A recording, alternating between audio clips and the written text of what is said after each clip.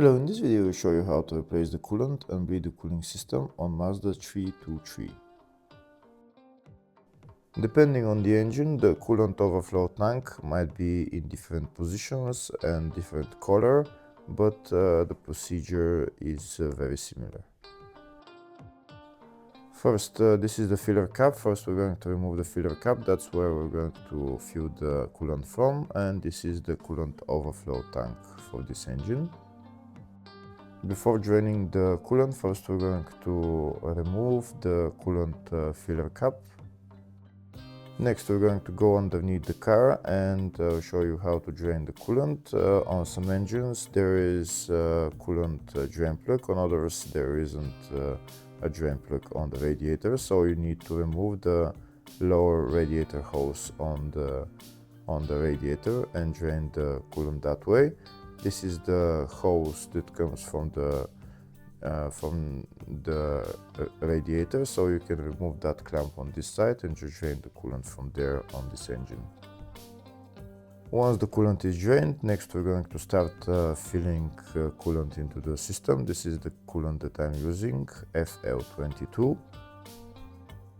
So we're going to fill the coolant until it reaches, until it goes all the way to the top. Here where we fill the coolant, this is not a coolant tank, we fill the coolant directly into the radiator. So unlike the coolant tank where there is a minimum and maximum level, here you fill the radiator all the way to the top. And afterwards we're going to look at the minimum and maximum level at the coolant overflow tank. So we continue to fill coolant until it goes up all the way, and then afterwards you're going to see how there is going to be air bubbles coming out, and the coolant level will drop down. So we'll continue to fill until there is no more air bubbles.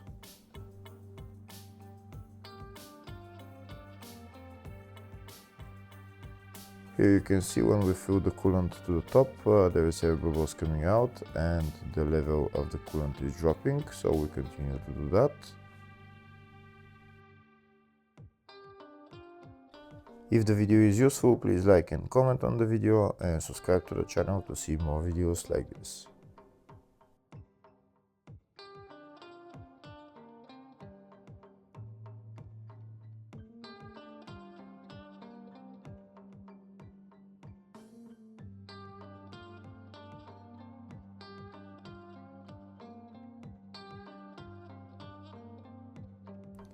Here you can see we continue to fill the system with coolant.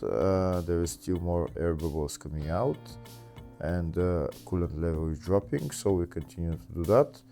And now we're going to open the coolant overflow tank and fill coolant just above the minimum level.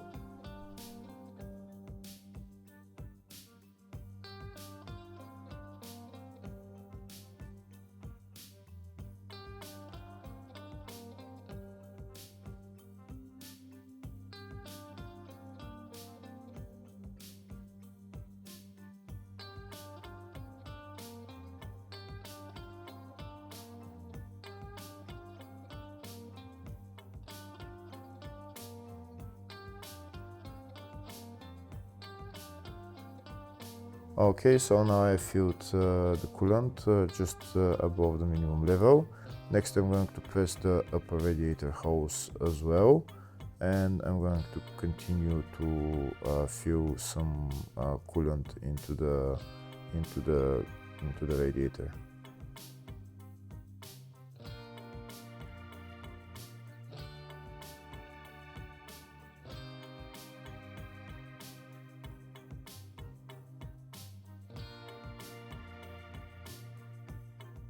Here you can see the level is still dropping, there is still some air coming out.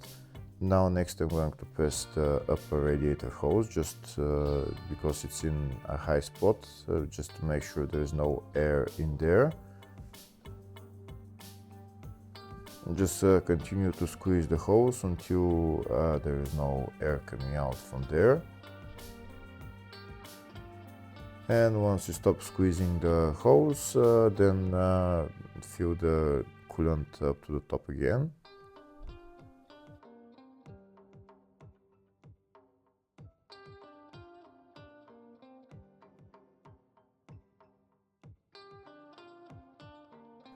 Then repeat the procedure, squeeze the upper radiator hose again, and then fill it up all the way to the top.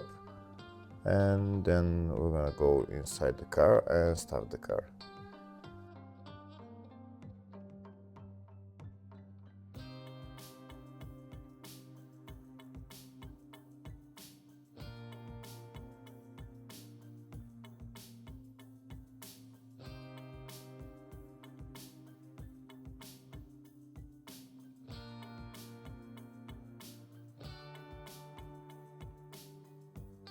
Now I'm going to remove the funnel and we'll see the level of the coolant. You can see here it's almost all the way to the top.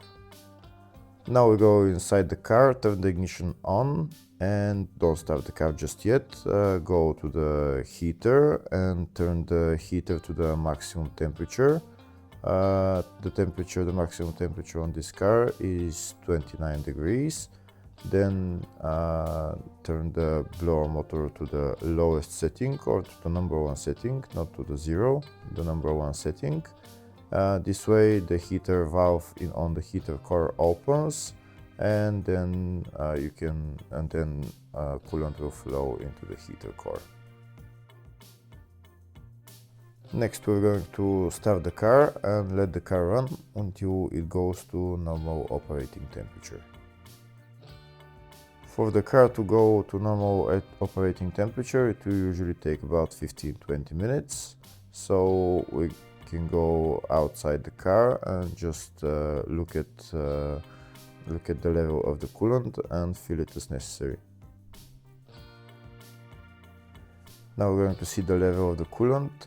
We can see the level of the coolant dropped. The car is running right now.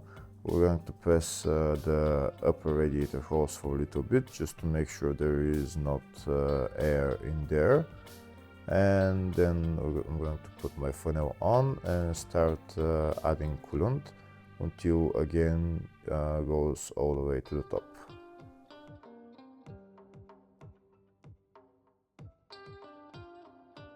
Here you can see now it's all the way to the top and there is less bubbles coming out, but there are still some bubbles coming out.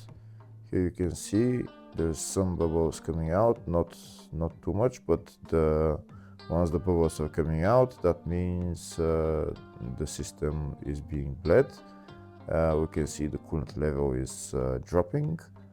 So now we're going to add some more coolant.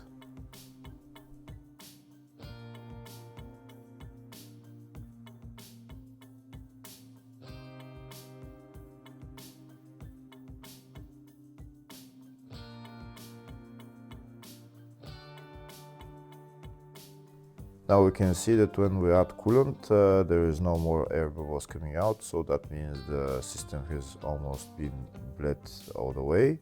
There's still some coming out, but not too much. Now I'll show you the level of the coolant in the overflow tank. You can see just a little bit above the minimum level.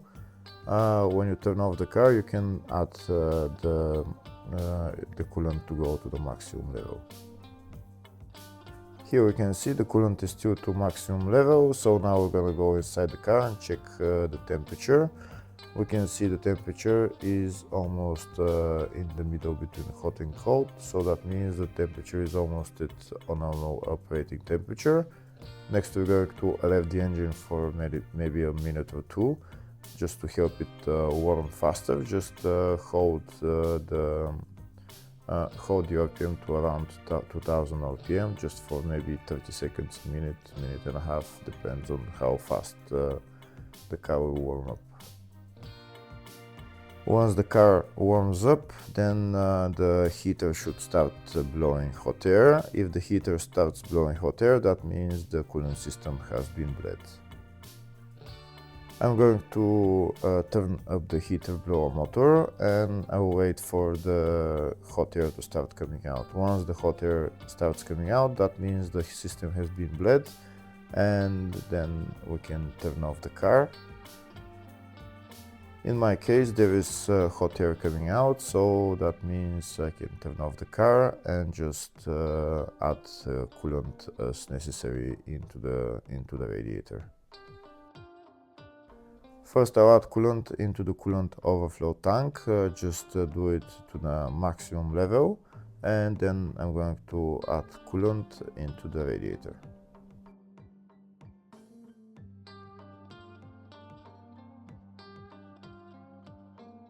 In the radiator again, just add coolant until it goes up to the maximum level, until it reaches the top.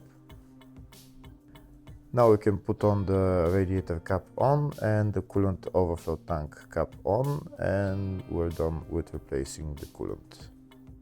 After the car becomes cold, check the level of the coolant again and add as necessary. Next, I'll show you the bleeding procedure in the service manual.